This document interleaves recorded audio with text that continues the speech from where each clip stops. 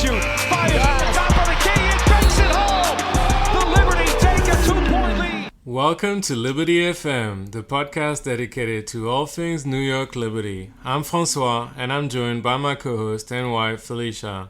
We are back for episode 9 after a little vacation during the All-Star break weekend. And in this episode, we're going to recap the game against the Indiana Fever before the All-Star break, the All-Star weekend, and today's camp day game against the Dallas Wings. Alright, so Felicia, let's first talk about the Indiana Fever game that took place before the All-Star break. That was a roller coaster of a game, wasn't it? It definitely was. It left me, honestly, with more questions. I'm glad we got the win in overtime, but why it got to overtime when you had a 20-point lead at one point in the second half and you saw it diminish really quickly in the fourth quarter, to me, it just left me with more questions. I don't think for that game, yes, I'm happy we got that win, but they got some work to do.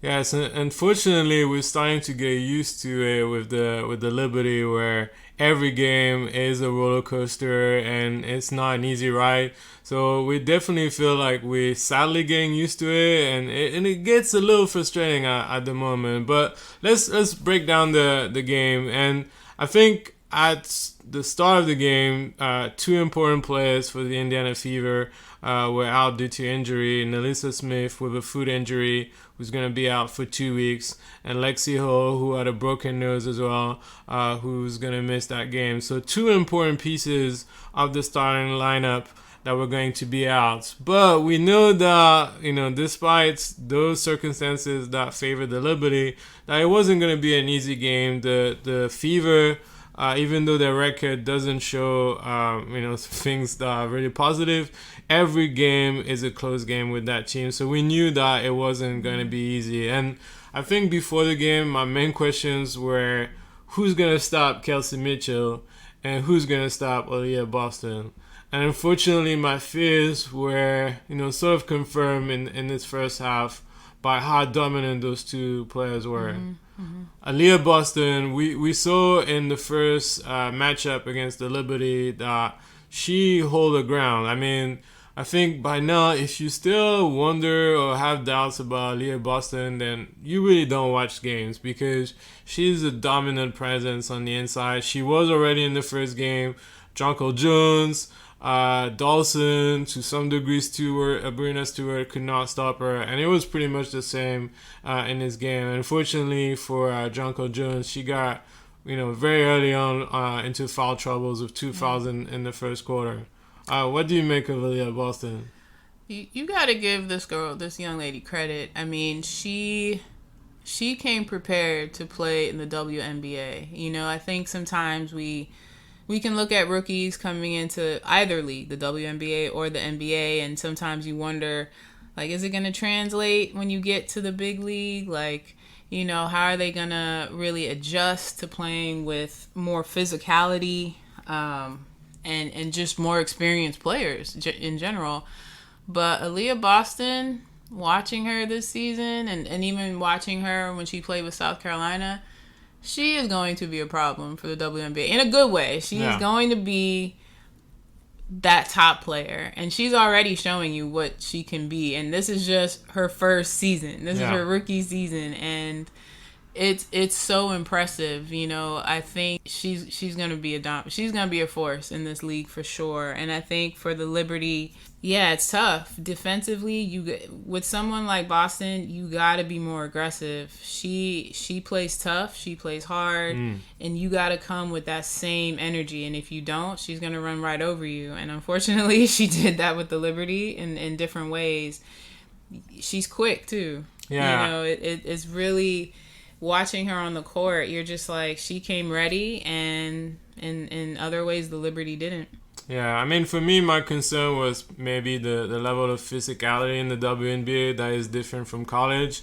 Obviously, she was dominant physically in college, so I was wondering how it was going to transfer into the WNBA. But it actually transferred pretty well because she doesn't look like a rookie. And obviously in college, she was used to being double or triple team. So her high Q is pretty high, and she knows what to do under the pressure. And so in this first half, she had 12 points and 6 rebounds.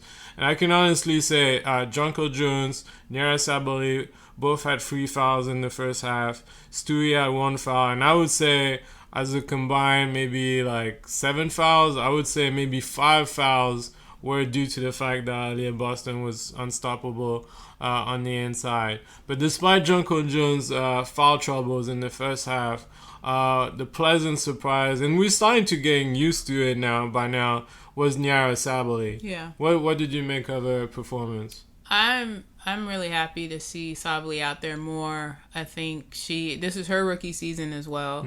And so she's a quick learner, coming in at times for JJ. And I love just seeing her under the basket, fighting for rebounds. She's quick as well. And just watching plays for her as well. She's definitely an aggressive player. She stays in the paint, which I love. I know we'll get to today's game with JJ and even during the game, just like, I wish you just stayed in the paint sometimes. But for Nyara Sabally, I can see her growth as each game from the beginning of the season to now. You see that she's growing and she's picking it up very quickly, which I think will only get her more playing time, which is translating into more playing time, actually. So I was definitely pleased with her performance against Indiana. She contributed in a major way for the team, which I thought was just fantastic, especially for a player of her caliber coming off of injuries and just, knowing her history. Like, this was a great game for her. Yeah, the last game at home against Phoenix, Sabrina Ionescu was full of praise for Nyara Sabally when she was asked to comment on her performance against Phoenix, and she said that she was trying to not be emotional about Nyara's journey because she had 2 major knee injuries and surgeries in her college career, and that's hard. Because you don't expect a player to have 2 major injuries like that in your college and your start of your WNBA career. But she's a player with a high IQ, and she's learning fast. She's learning fast from her mistakes, and she offers things that we don't necessarily have a lot in New York Liberty. A player that can cut to the basket like that, set good screens, being aggressive on offense. So that was definitely a breather for the Liberty in this first half with Jonko Jones in foul trouble. Now, my second concern, I mentioned Aliyah Boston. My second concern before the game was how the Liberty were going to defend on Kelsey Mitchell. We know that the Liberty have been struggling so far this season against very dynamic guards. The perimeter defense has been an issue. And so my concern was how we were going to stop a player who has been voted in the All-Star reserves for the first time in her career. How do you think that the Liberty handle Kelsey Mitchell? I mean, she scored 12 points. 12 points in the first quarter. Yeah, the thing for the Liberty that I'm seeing through a lot of these games is just they definitely have to be more aggressive on defense, especially on guards. And that's tough because it's hard. Like, I always talk about, Thornton or Laney being that good defensive presence. But when they're not on the court, it's a different team, and they can get run over really easily by guards. And so, for her to have 12 points in the first quarter shows you that, unfortunately, the Liberty with opposing guards, sometimes dynamic guards, they have a really tough time, and they have to just get more aggressive against the guards that are coming up because they will run through them every time. Yeah. So despite Aliyah Boston and Kelsey Mitchell giving a lot of problems to the Liberty were still ahead at halftime by 7 points with a good field goal percentage, but unfortunately a lot of turnovers that sort of kept the Indiana Fever into the game. But the third quarter was a dominant quarter. And I think now, we've been used to Stewie carrying the team. But let's not forget about Sabrina Ionescu. And she was the star of that game. Yeah, I mean, she's a sniper at the 3-point line. I mean, and I don't understand, but like the Fever kept Sabrina open quite a few times in the game, and she made them pay almost every single time. Yeah, you can't. If there's one person you do not leave open at the 3-point line, it's Sabrina Ionescu. But it worked in our favor, so that's good. But yeah, you leave her open, she will make you pay. And yeah, in this game, she was that player, and she made them pay every time. In the third quarter, they had a good cushion, and a lot of that, thankfully, came from Sabrina. But I also think, like what you were saying earlier, the turnovers, that's an issue, and the turnovers aren't necessarily caused by the other teams per se. It's like silly turnovers, whether you're dribbling off a foot or you're going out, you step on the line out of bounds, or, a wild pass. Like, I'll pretty much say like half of their turnovers is something like it's self-inflicted half the time. And I think that's something they got to get better at and work on to really just take care of the basketball. Yeah, but in the third quarter, everything was clicking. There was definitely more ball movement. Everybody was involved on offense. JJ was back in the game after foul troubles, and she could be a change maker. I think she got involved in the way that made me really hopeful of what she could be for this team. And unfortunately, so far we've only seen it in Spurs, but she could be so effective. She had 2 threes at the start of the quarter. She set some good screens, especially for Sabrina, to give her an open free. So she could be really a key player on that team. But so far, it's been, occasionally that we've seen that in the team. But do you think that's a coaching issue? Because I do feel like with JJ, I just want to see her fed the basketball more. Like, I think what I've seen lately with her is that in the beginning of games, she starts off well. They're feeding her the basketball. She's getting her shot. And then a lot of times they go away from that in the second half. And I'm not saying that the other teams don't adjust and make their necessary adjustments, but I just feel like she starts to disappear sometimes into the second half, and you don't see her as much. I'm glad that within the third quarter, she was definitely a presence, which I was happy to see. But sometimes I'm wondering now if this is a coaching thing, if they're just not coaching her right. Yeah, I mean, it's very intriguing because obviously the general manager of the New York Liberty had this plan in mind, and I think he had a couple of players in his office that he wanted to target in the free agency. And so I'm sure that Jonko Jones was part of his plan, but it's almost like, did you think of her as like the key piece or the star of the team? Or did you actually have a plan with her, Breanna Stewart, and Vandersloot? Because it feels like a lot of times she's just out there and they don't know what to do. And you're right, like I'm not sure that the coaching staff knows how to really make her like the star that she is, because I mean she was an MVP just 2 seasons ago, and physically now she's starting to get better.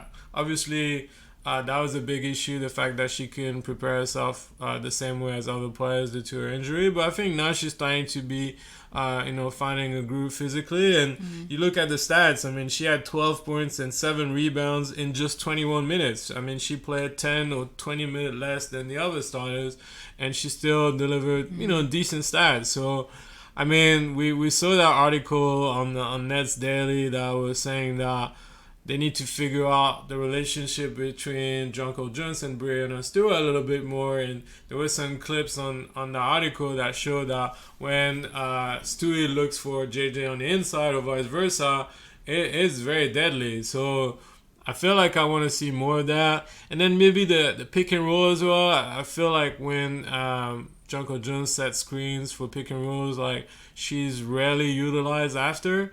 And so, yeah, there's clearly like some thinking that's going to need to be done. I mean, we're not the coaching staff, that's their job, but we can only describe what we see.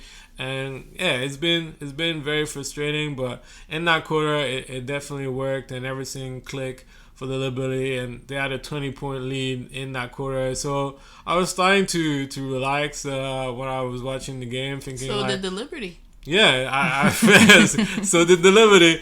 I was thinking that, yeah, we're going to cruise that fourth quarter. But unfortunately, I feel like I'm like a broken record. But when we get too comfortable, this is where things are starting to get dicey a little bit. And Grace Berger and Emma Cannon were on fire in that fourth quarter. Cannon, who had 19 points from the bench. She was pretty much doing everything. Freeze, mid-range. Berger, who's a rookie from Indiana. She was aggressive. She was giving a hard time to Marine, to Slew, to Sabrina, getting into the paint, turnaround jump shot. Those two players were the players that really brought Indiana back. So, we went from a 20-point lead to a 10-point lead. The Liberty were not moving the ball as much, missing a lot of shots, forcing shots, trying to score frees when there was really no need.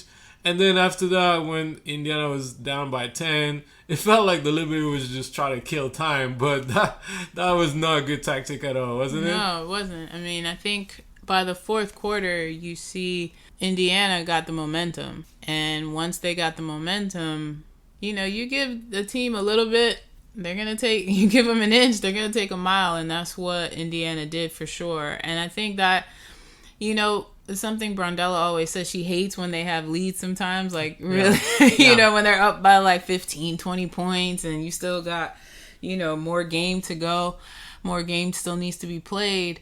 It's tough because sometimes when you are up by 15, 20 plus points, you tend to take your foot off the gas. And that, to me, is just something you shouldn't do because, again, this game, I feel like the game has changed now, both the WNBA and the NBA, where threes can come from anywhere and can change a game really quickly. And so even if it's a 20-point lead, to me, sometimes that's still not enough. Unless it's 20 points and you got like 2 minutes left in the game. Or a minute left in the game, that's different. But here, I just felt like the Liberty, they stopped, they slowed down, they relaxed in a way. And then when they tried to pick it back up, they just couldn't. The shots weren't going down. Everything just did not go in their favor. And they started rushing shots. That didn't help them. I think until they got to the foul line, that's when they started actually making buckets. Literally, the Liberty did not score any field goal for about 7 minutes and 22 seconds.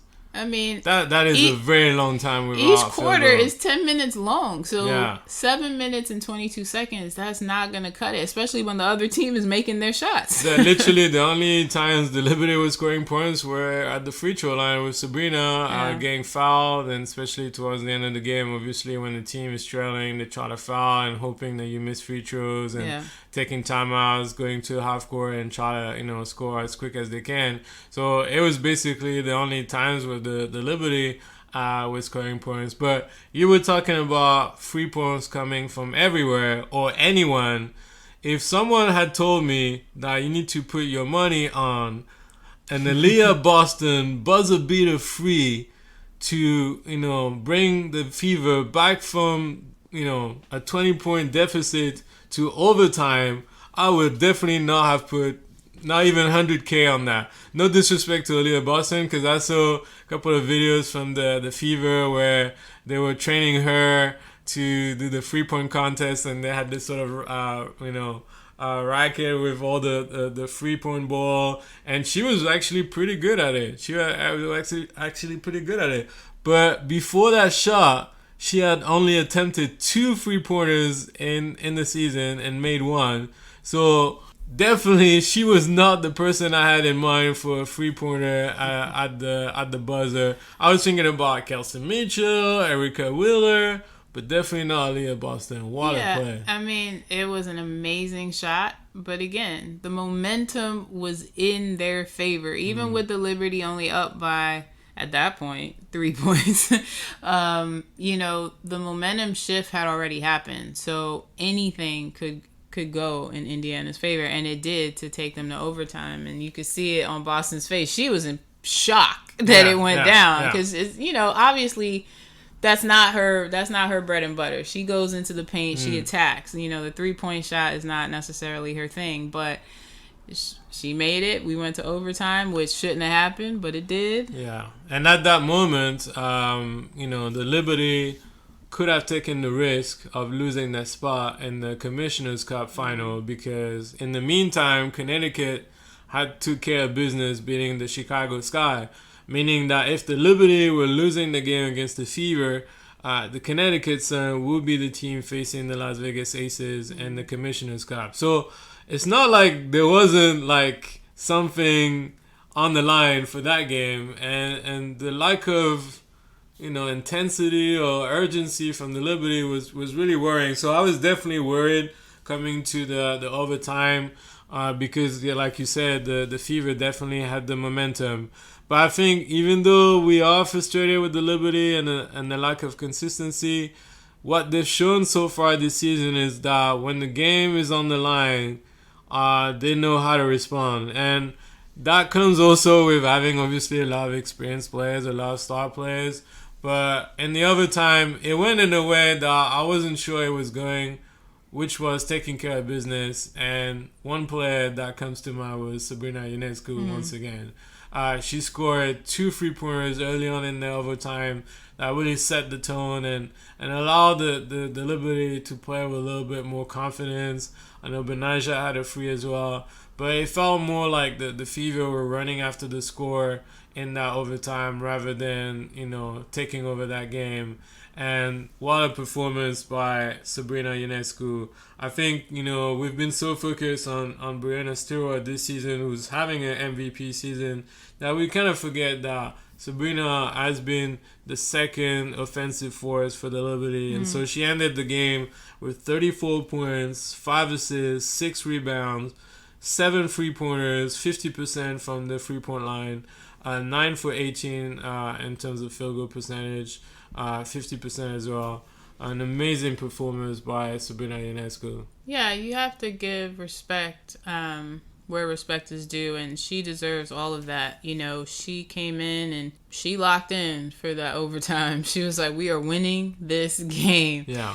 And, you know, once she locks in, and, you know, it can be lights out sometimes for Sabrina for other teams. And so, you know, kudos to her. You know, she definitely helped the team, as did Benaja.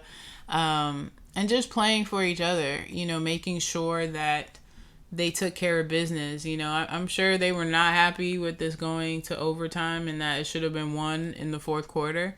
But they came out and they got the job done. So kudos to them. Yeah, and what was interesting when Sabrina was asked after the game how they handled the overtime physically and mentally, and she was saying that she wasn't tired at all. I mean, she said that, you know, we are athletes that are prepared, you know, to go the long route if we have to, and to be ready for those moments. And that's when I saw, like, she's no joke, Sabrina. She is ready. I think, you know, people kind of underestimate her or how tough she can be, but she meant business, and she showed that, you know, even though obviously they would have preferred to avoid the overtime, they were prepared, ready, physically and mentally, and she led the way. And thank goodness, you know, we took that game after an amazing comeback from the Fever. And so therefore, the New York Liberty are going to represent the Eastern Conference for the Commissioner's Cup and face the Las Vegas Aces, the top team in the league, in mid-August. And that was an important win because obviously there's a 500K money pool prize for the Commissioner's Cup, where each player from the winning team will receive $30K, and the MVP of the game will get an extra 5K.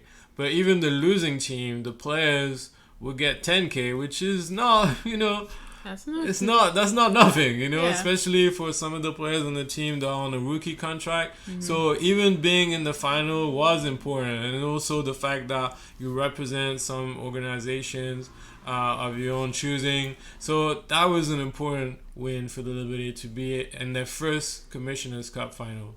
I mean, I'm happy that they're going to the Commissioner's Cup, but sometimes it's like when I see, this is just my personal thing, but every time I see the amount that they get, I always get frustrated. I'm sorry. It's just like, these women need to be paid more. Yeah. Like, they just need to be paid more. They are out here, they're athletes, they are training for this just as hard, if not harder, than NBA players. I love the NBA, don't get me wrong, but these women need to be paid more. Like, yes, $10,000 isn't nothing, but again, like, I think it would definitely come with time. I mean, it's hard to compare the NBA and the WNBA. The NBA has been there for longer, over 75 years now. The WNBA has been there for 27 years.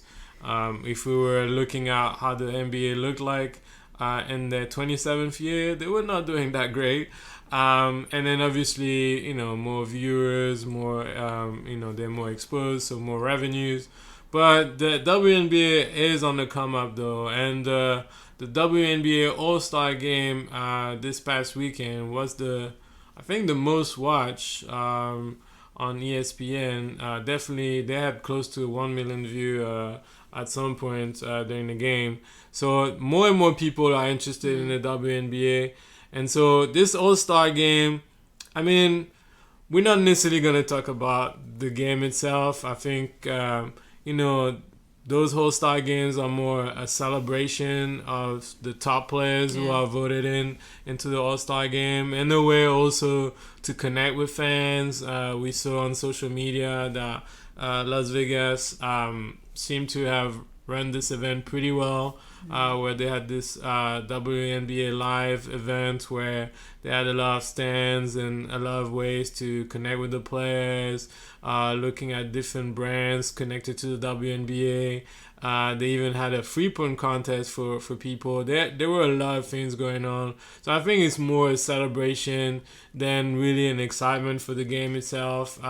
Just like the NBA, not a lot of defense is happening, even though I feel like they defend a little bit more, but still you could tell like the level of physicality and the defense was not there. I mean, it's a longer season for the players. They have 40 games versus 36 last season. Some of those players play up until the very end before the All-Star break. And the players themselves were doing a lot of activities, parties, meeting the fans. So it's very tiring. So you can understand. I think sometimes we forget that the league demands a lot from the players. So you can't really expect them to give 100% for a game that doesn't really matter in the end. So yeah, I mean, there were some funny moments though. I think they should have a TV show or a YouTube channel like Chelsea Gray and Asia Wilson. Those two women together is something. Like, they can make like something ordinary, like a ball that hang behind the board of a basket and turn it into like a dance contest to try to get the ball. It was funny. Obviously, there also Nyara Sabally with Arike Ogunbowale that was trying to try to reach the ball, see if you could get it. Yeah. And then obviously Brittany Griner being back, last year. They were all wearing her jersey, her number in the second half to, show their support to her, and the fact that a year ago she was in the prison in Russia and now she was right there where she belongs, and you could see the joy. The joy that she had. It was amazing. It was just, her joy was so infectious. Like, she was laughing. She just enjoyed herself on the court, and you could just see it. She was just having such a good time, having fun, wanting to play a little defense at times, blocking shots a couple of times. But she was just having a great time, and just glad that she was here just doing what she loved and enjoying the game. And so it was just good all around. And I think for this year, it needed to just be a celebration, especially for Brittany Griner coming back, being part of this All-Star weekend. And yeah, you know, Team Stewie won. Yeah, let's not forget. You know, Team Stewie won. Okay. But yeah, especially for BG, this was such a great time for her to come back and just enjoy this moment, and people just loving up on her, which was great. Yeah. So Team Stewie won. Obviously, an important fact. Drew Lloyd was the MVP of the All-Star game with a record for the All-Star game with 31 points. A record for the number of threes as well in the All-Star game. She wanted to score 40 points for her parents' 40th wedding anniversary, but she didn't get to 40, but she was still amazing. However, the other fact in the game, they decided to have that 4-point circle where you could like shoot, from that circle and get 4 points. I'm still not very convinced about this idea. They implemented this idea last year, which wasn't great. Like every player was trying to score a 4-point basket. We saw a lot of missed shots. The flow of the game was kind of awkward. I felt like this year players were a little smarter in the way they try to attempt 4-point plays. I know Sabrina had a couple of 4-point plays in that game. Drew Lloyd, Nafisa Collier as well had a couple of 4-point plays as well. So use a little bit more wisely this year, but still not a big fan of it. So we'll revisit that next year. The All-Star game next year would be in Phoenix. As you know, a Brooklyn resident, I'm not from Brooklyn. I'm from France, but my wife is from Brooklyn. We are a little bit disappointed that New York is sort of ignored for the All-Star game. I think the last time they had an All-Star game was like maybe 7 or 8 years ago. Now you could argue that in the history of the WNBA, the New York hosted the All-Star game 3 times.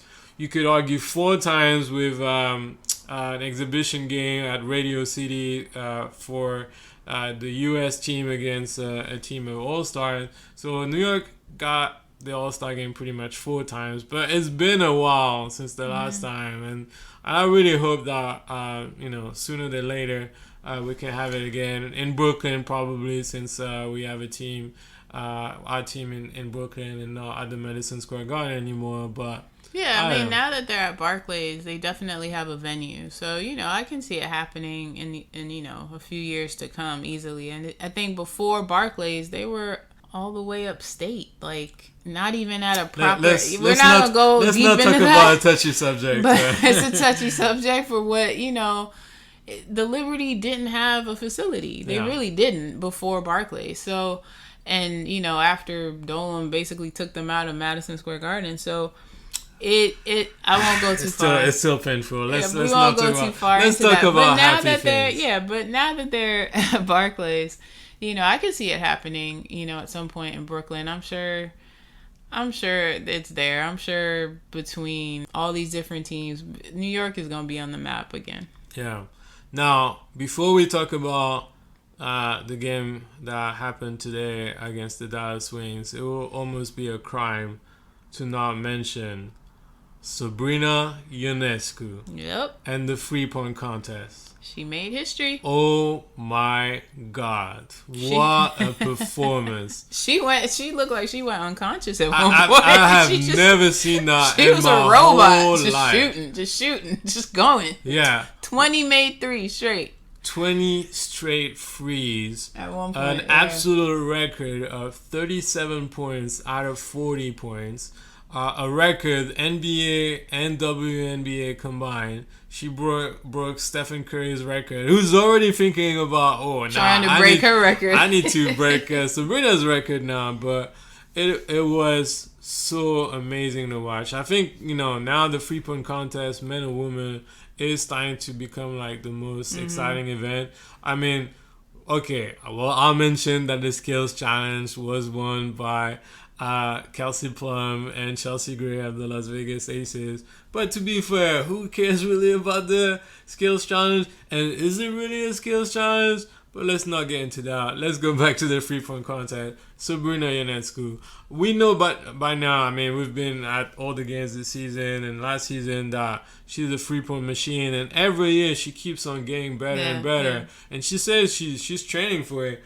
But my question was, because that was her first three-point contest, was she going to be able to have all those consecutive threes? Because that's one thing to score threes in a game. That's a different thing to having to shoot so many three-point shots. She was mad she missed 2. Yeah, I mean, she could have had the ultimate record of like 40 points. But even Allie Quigley, Courtney Vanderslut's wife, who's a 4-time three-point contest champion, she couldn't believe it herself. Like, she was like, I'm not sure that I would have been able to do as well as Sabrina did. So it was an amazing performance. Everybody was so excited in the crowd. I mean, we were watching the game on the contest on TV, and we could hear the crowd buzzing. Even players that might not have a great connection with Sabrina, they were all excited, all standing up and cheering for her. I mean, you saw Chelsea Gray jumping up and down. I mean, it was just like, everybody was up like on their feet at one point, because you were like, this is not real. Like, she just literally, she was a machine and she did not stop. And you just thought, this girl will not miss. And she,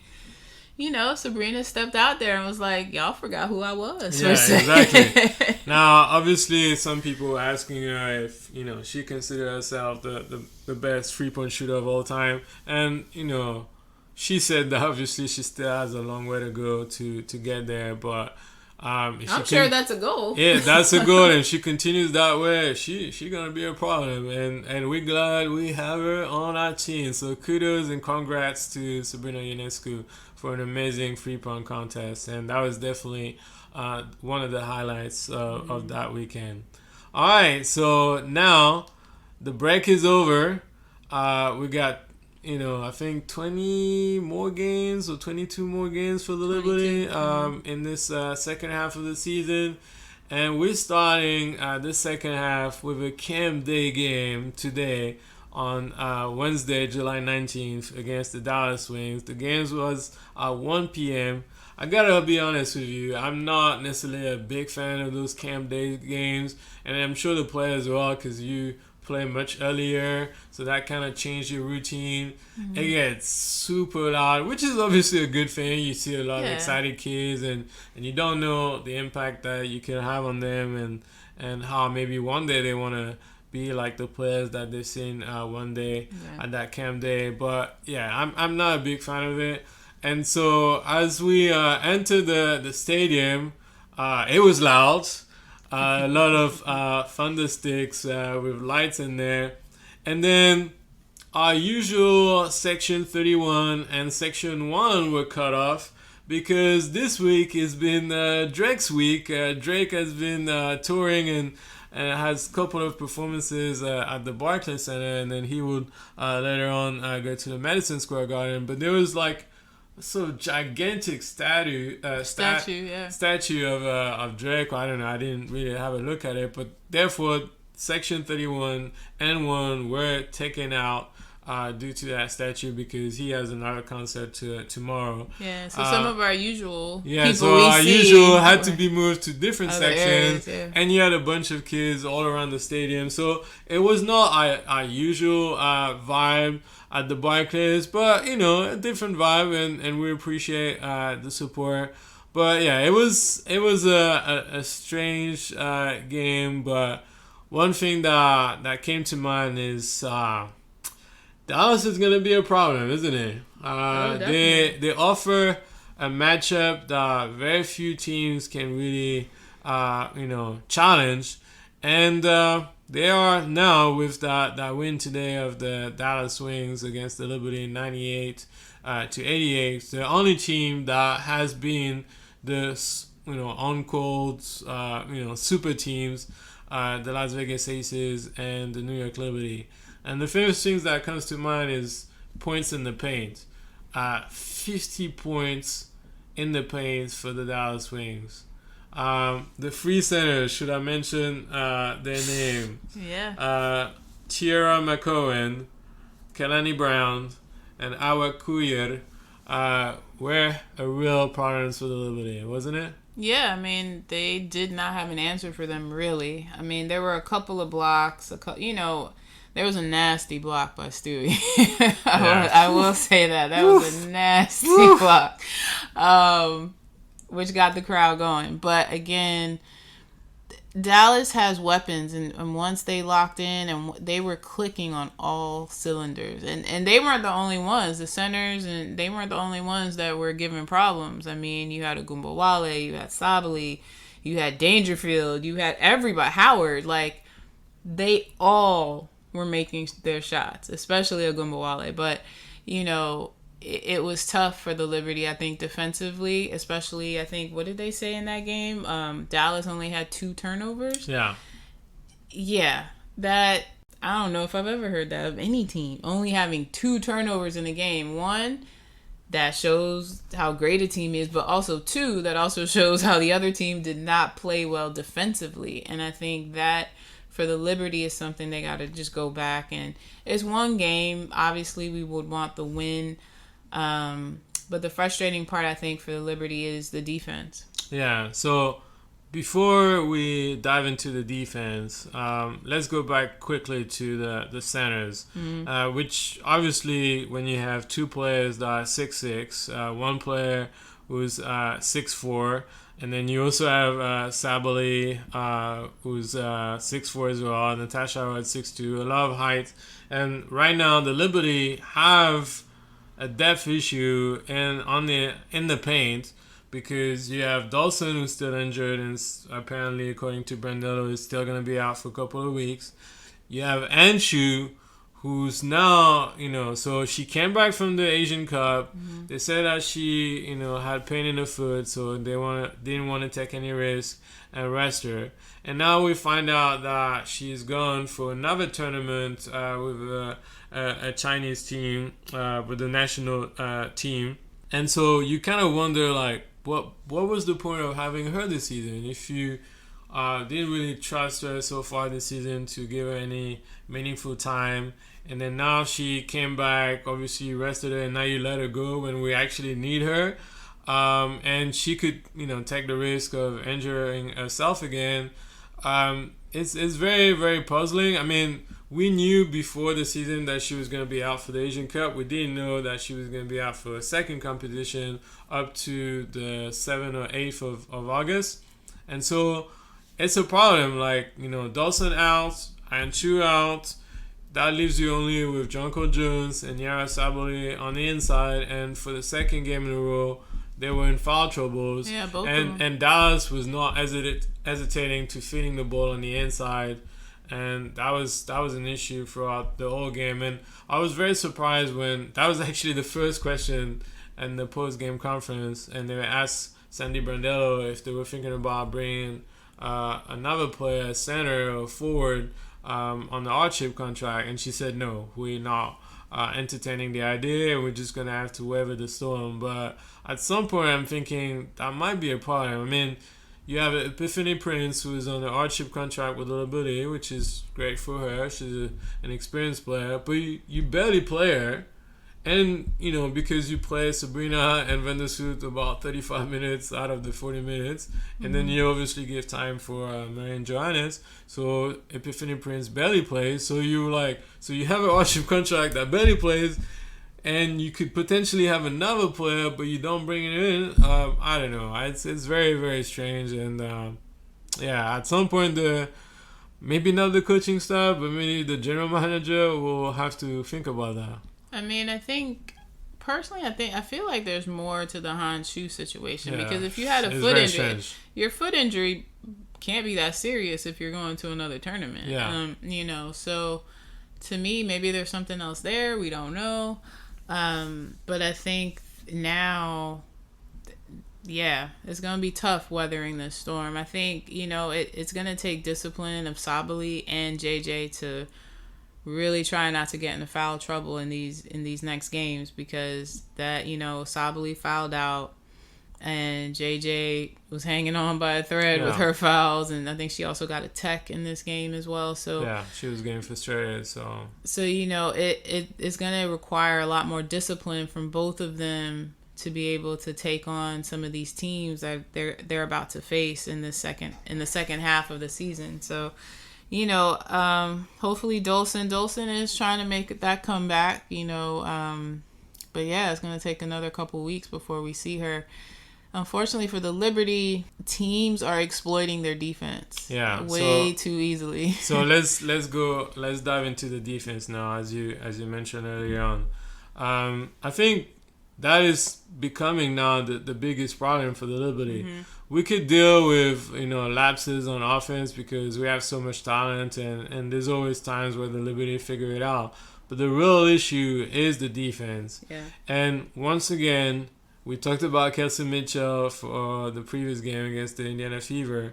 Another guard, obviously Arike Ogunbowale, who was a serious problem for the Liberty. Now, we know that Arike has a tendency sometimes to take a lot of shots and kind of forgetting her teammates, but she's starting to figure it out now. Mm-hmm. She's more efficient on offense. She's also passing the ball to her teammates. And when she plays at that level, it is very scary. But the previous time that the Liberty faced the Dallas Wings, we felt that they handled Arike pretty well, especially in the second half. So, Nyara had done a pretty good job. They had double teamed her quite a few times to make her life difficult. Mm-hmm. But in this game, they didn't follow the same method. And it was almost like suicidal to just let Arike just cooked anybody that was in front of her. Vandersloot, Nyara, she was almost to a point of trash talking, nobody's really worthy of defending me. But when you let her, starting one-on-one, dribbling, and then just having those crossovers or step back free, none of the guards in the Liberty are going to be able to stop her, isn't it? No, you're not going to stop her, and giving her space, and they gave her a little too much space, and that's why she was able to, and she created space too. She's a phenomenal player, so it's not just the Liberty's, lack of defense. She's also a phenomenal player, so you're going to have to give a phenomenal effort on defense, and you just didn't really see that with the Liberty for anyone who was on Arike. Maybe the only person, which was unfortunately at the end again, was Willoughby. I think we saw Willoughby come in, and she stuck to her like glue at one point. Obviously, you're not always going to stop Arike, but if you can get some stops, that helps your team. And initially, I felt like no one was able to really stop her. And maybe towards the end, they started to kind of figure it out. But it was too late at that point. Yeah, the first half was pretty tight, and the Liberty had the lead. They even had a 5-point lead in the middle or beginning/middle of the third quarter. Sabrina once again had a tremendous performance and was keeping us afloat with her freeze and aggressiveness. So it was a pretty tight game, but that moment where Arike started taking off, she had maybe 2 frees in a row, and then a couple of assists for some of the centers on the team, and that's when the Dallas Wings took off, and then the Liberty pretty much never came back. They were trailing by at some point 15. They made a game a little bit towards the last 3 or 4 minutes of the game. I think they were trailing by 8 or 9. Marines started hitting a couple of frees finally after difficult slump in those last few games, but it was a little too late, and in the end the Dallas Wings deserved their win. They're a very talented team, and it kind of pained me as well to see Natasha Howard as well reminding the Liberty what they're missing. I had never seen her with that drive and that aggressiveness. She was on a mission. She wanted to prove you know what, you traded me, this is what you're missing. And I think as frustrated as we were at times with Natasha Howard, you realize when sometimes some players are leaving the team, it's in those moments that you kind of remember what you're missing, and she was a very reliable player.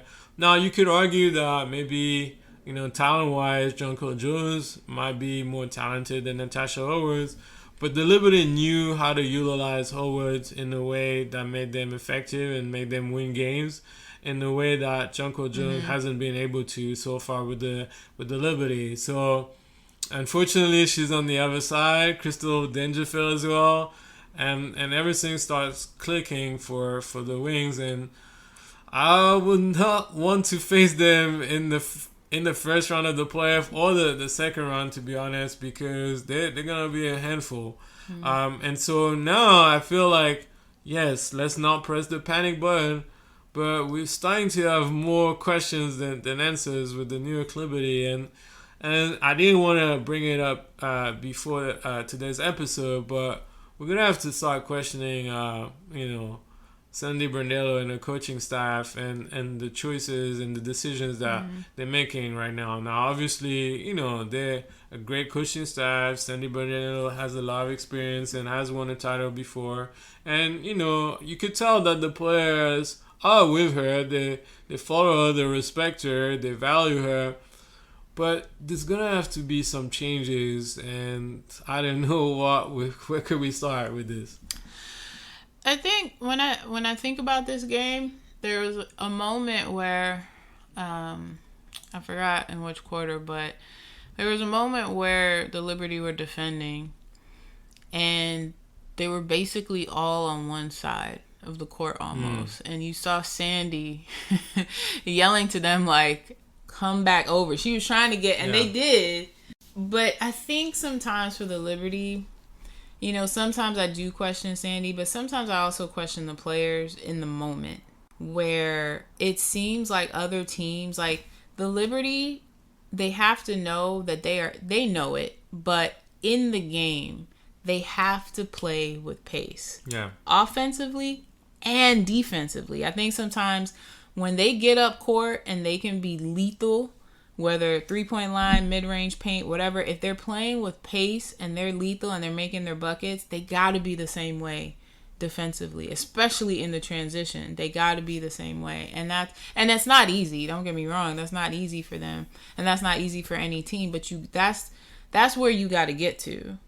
And unfortunately, what it looked like in this game, Dallas was just quick. Yeah. When you have Arike cooking you, and Dangerfield, and maybe just because they're smaller players, so they can get around people much faster, and just the strength and the physicality of their centers. I mean, there wasn't a whole lot the Liberty could do. Yeah, but you did mention earlier that the Dallas Wings only had 2 turnovers in this game, which is extraordinary. Credits to their talent, but you also gotta question the aggressiveness of the Liberty's defense for the Wings to only have 2 turnovers. Yeah. I've seen the Liberty, but that's the thing. Throughout the season, we've seen the Liberty be aggressive. You've seen them, whether it's Sloot, Johannes, Sabrina, any one of the players. We talk about Laney and Thornton and others where they can really hold down defensively, but everyone has to play aggressive. Yeah. And you just didn't really see that in this game. And I've definitely seen that in other games from the Liberty. When they get in and they're aggressive on defense and they're pushing, you get turnovers. Yeah. You will definitely get turnovers. You got Sloot getting her hand in there, stealing the ball, Marine getting her hand in there, Sabrina, all of them. Like when they're all clicking, they are unstoppable. Yeah. But then when they sort of lack focus maybe a little bit, or they get lax, or I don't know what it is for them today, but only they know that. They'll go back and watch film, I assume, and from today's game, what I noticed was the lack of communication. Mm-hmm.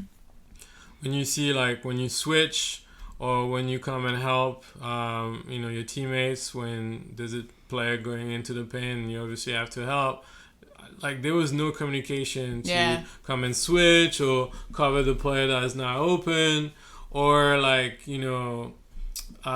centers from the wings that were sort of taking position on the inside for the rebound. Like, lack of communication, lack of aggressiveness, and when it comes to the rebound, the boxing out, or putting pressure on the guards.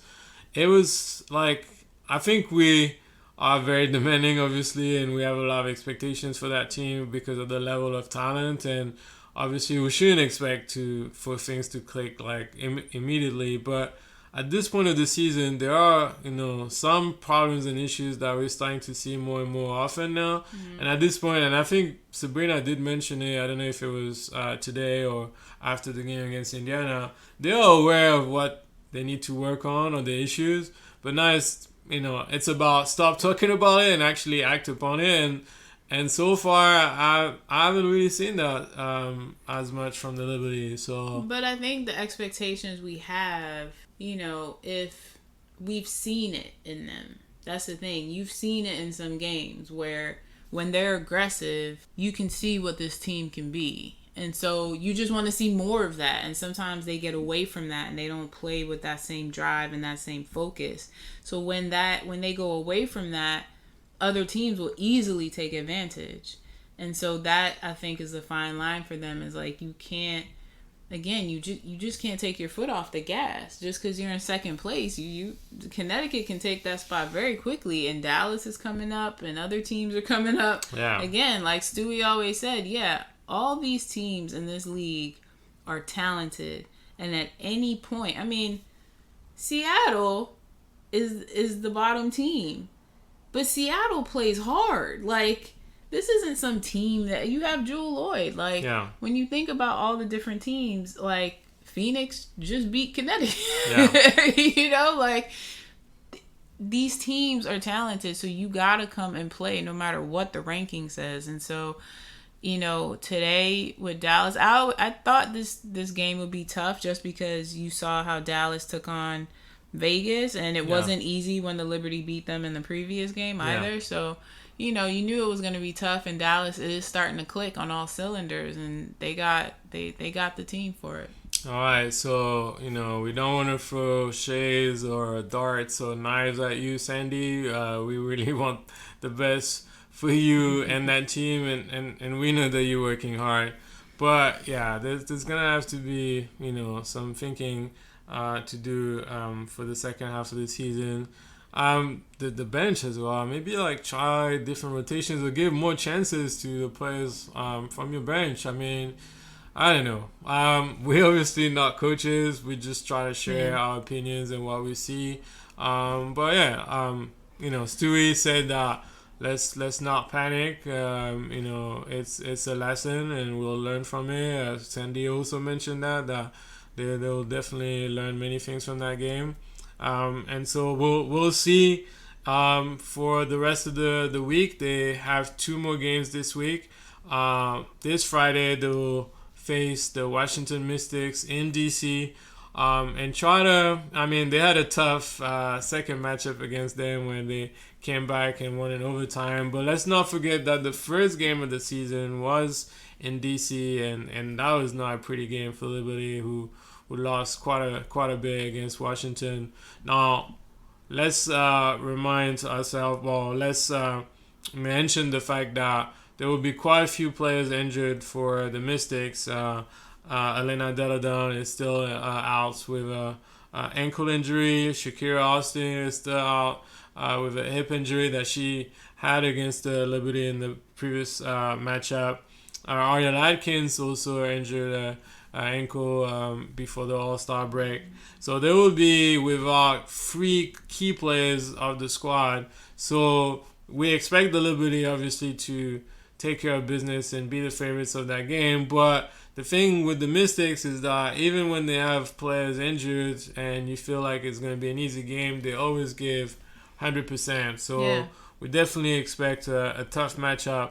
And then on Sunday, they'll be facing, once again, the Indiana Fever. We don't know if Nelisa Smith and Lexia Hall will be back. But regardless of that, it's going to be a tough matchup, especially after the game that they had last week. So 2 exciting games coming this week that we will talk about in our next podcast. We'll be back to our regular schedule on Mondays.